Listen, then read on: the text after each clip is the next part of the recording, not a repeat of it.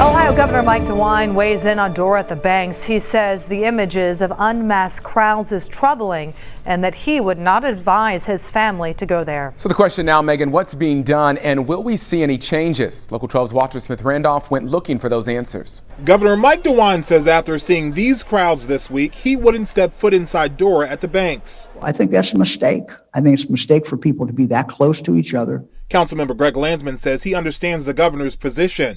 It's just, we're in the middle of a pandemic and, we are trying to get cases down. We're trying to keep people out of the hospital and we're trying to get out of this, pandemic. And it's for those reasons Councilmember David Mann has introduced this motion to evaluate the DORA to see if attendees are complying with COVID-19 restrictions. Mann says more enforcement may be needed.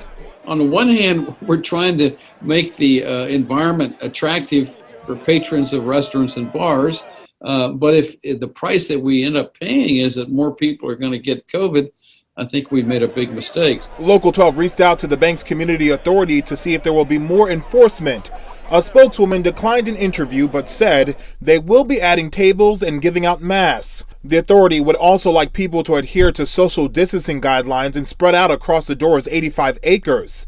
When asked if there will be more enforcement, we were told the DORA is an open-air public space, much like a plaza or a bike trail. Unless we can get some compliance, we may have to repeal or delay at least implementation of DORA down by the Banks. I don't know exactly what the administration is going to come back with, but, I think people appreciate that, until we are fully out of this pandemic, that there are going to have to be some additional rules, including wearing a mask and some social distancing out there. Walter Smith-Randolph, Local 12 News.